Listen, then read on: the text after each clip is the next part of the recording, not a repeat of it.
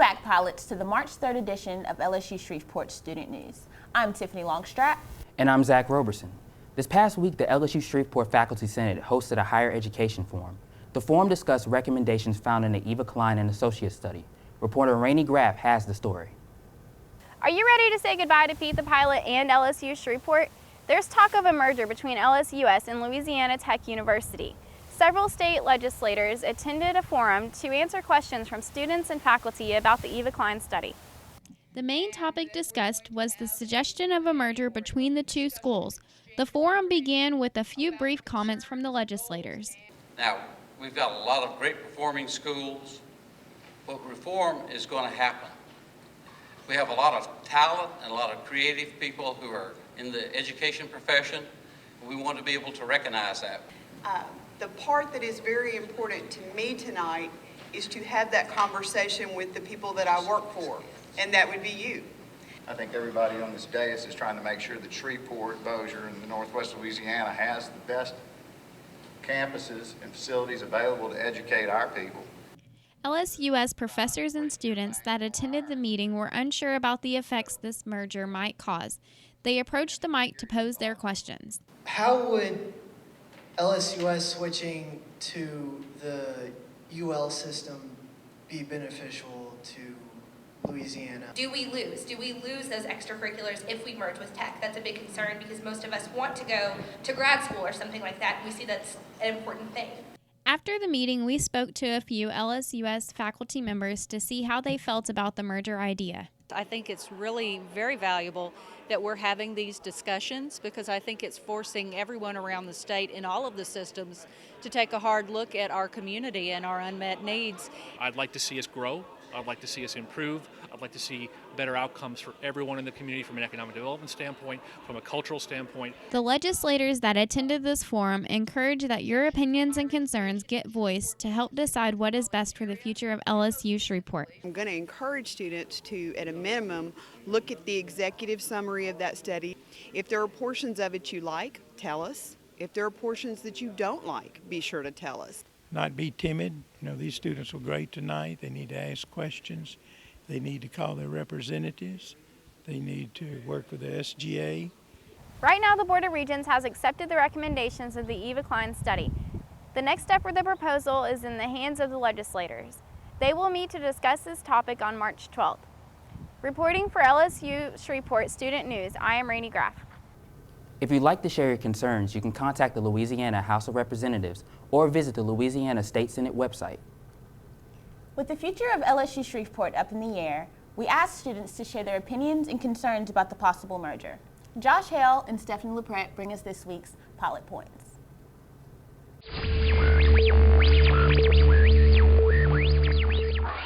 I think it's going to benefit us money-wise, especially since I get a lot in scholarships. It's going to definitely help pull up some of those scholarships. I know a lot of people are worried about tuition, but with tuition being raised, scholarships are also raised. So a lot of us play baseball here, so we're wondering, will we have two baseball teams or would we merge with them? I think we should have a playoff game and the loser leaves. That's what I think. I don't want to go to Tech. That's why I applied at LSUS. I don't want to lose my scholarships. I don't want to have to drive to Ruston for classes. I don't want the quarter system. I don't know if tuition is going to go up. I know it'll be hard for me to get back and forth to Ruston, plus I also work at the casino. So getting back here for 3 o'clock will be kind of hard. So the students, if they don't work an outside job, they don't make much money.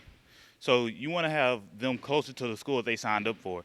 I'm thinking that the merger would be a good idea because Tech is a lot closer to us, and they would possibly be more willing to fund us and help us keep our programs going and possibly even add programs like doctorate programs, more master's programs. The cost of tuition going up, that'll be a major concern of mine. We're a lot of non-traditional students at LSUS, and if they wanted to start an engineering program, they'll have access to their program through LSUS. Because Louisiana Tech is such a big school that maybe they can support us with some of their funds and bring in some of our sponsors to help us with tuition somewhat. If we want to continue to be here as a school and grow and have, I guess, better funding and stuff like that, then it would be best to do as LA Tech. It might, put my coach out of a job, or, Like if they merge, there's only going to be one baseball team, and there'd be two right now. One of them's got to go, and I'm sure they'd pick the Division I over the NAIA school. So I don't think I agree with it. So honestly, I'm 50-50. I know that the LSU system is money-wise not doing so great financially, but Tech has so many sponsors, and so I think they'd bring money to us, and that would be a good thing. But at the same time, I don't want them to take over.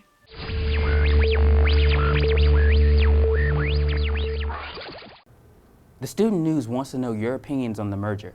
Send us a tweet at LSU Student News, #TechMerger. Once a semester, the Rec Sports Department hosts the Biggest Loser Challenge. Zack was there to bring us the story. Are you the biggest loser on campus? Why didn't you sign up for the Biggest Loser Challenge? The Recreational Sports Department offers it every fall and spring to assist you in your health and fitness goals. Director of Recreational Sports, Angel Martin, explains the intentions of the program and what participants will take from it. So what we do is aim to show them how they can integrate small amounts of exercise, better eating choices, and the way that all can fit together in their busy lifestyle to help them achieve weight loss goals, fitness goals, etc. What we aim to do is really kind of tailor the program to each participant and make sure it fits their lifestyle and they get the best results. The first through third place winners will receive prizes, including a reward more valuable than the $100 prize pack of LSUS goodies. To me, the obvious prize is the self-control, the self-esteem boost that you get, the fact that you have regained power over your lifestyle, and the benefits that come with living a healthy lifestyle is the ultimate prize. I caught up with challengers Brandon English and Amy Cron to discuss why they're taking part in the challenge. It gives me a sense of accountability for what I'm doing at home with my eating habits, and I'm able to get some tips from Angel that I wouldn't normally have. I'm going to be graduating this year, and at the very latest, I'll probably be heading over to Japan in January of next year. I'm well aware that my BMI is way over. So not only am I wanting to get within that weight, I'm wanting to get within a weight that's more typical of someone my size overseas. Their determination to build a healthier lifestyle goes beyond the first place title and prize. That doesn't matter. This whole program is nothing more than a sense of accountability for myself. Well, I believe that if I get to my goal within this program, I'll win anyway. We will be checking back with Brandon and Amy on their progress throughout the semester. For LSU Shreveport Student News, I'm Zack Roberson. Wow, those contestants seem really determined. Yeah, they have the right attitude for this whole challenge. And remember, it's not about winning the challenge, it's about building a healthier lifestyle for yourself. So I'm rooting for these two at the end of the day. This past weekend, LSU Shreveport hosted a play in the UC Theater on cultural stereotypes. Tiffiny reports. The Office of Multicultural Affairs at LSU Shreveport and LSUHS sponsored the one-woman play Faces of America. They hosted a reception in the Knoll Memorial Library before the show. Created by Colin Cox and Fran DeLeon, Faces of America is a one-woman play about diversity and the struggle for an American identity. Half Hungarian. Hapa, it's a Japanese word. It means half and half. I'm not trying to act white. I mean, this is who I am. This is how I grew up. And even though I may look Japanese, I'm really just another American. DeLeon introduced us to 5 characters with different ethnic and social backgrounds, and the stories they told were emotionally captivating. Her performance was well received by audience members. It was really good. It covered a lot of America. I thought it was excellent. I really did. I thought it was very eye-opening, and it made you think about how you think of others, just looking at their skin tone or how they talk or how they dress. It was very interesting, very thought-provoking, exposes you to a lot of opinions that you may not, get on your own or just, growing up in your own home. So it was a very interesting play. After the show, the director and DeLeon held an open discussion with the crowd about diversity. Faces of America opens the eyes of audience members to see the troubles with stereotypes. For LSU Shreveport Student News, I'm Tiffiny Lepretre. Thanks, Steph. So, Tiffany, I saw that you went to a seminar on how to find a job. I surely did, and it was really informative. The hostess, Miss Gina Starnes, she shared some really great tips. Here's the story.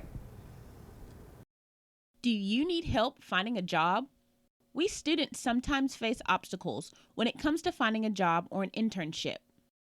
Last Wednesday, Gina Starnes hosted a seminar in Bronson Hall on how to find, prepare, and intern for a job. I think the biggest challenge is when they haven't prepared. And by that I mean that they didn't bother coming in the Career Center, they didn't participate in any of the workshops, and didn't bring their resume in. Gina Starnes provided us with valuable information that increases our chances of finding a job. Tips for students looking for jobs. Freshmen, you need to get in here, start a resume, try out things. Sophomore year, end of sophomore year, start thinking about interning somewhere. It's a great way to try out companies and careers, and they need to go out and work part-time for various companies and various organizations to see what their career really should be. Students, you should really take advantage of these seminars. I've gotten my resume done. How about you?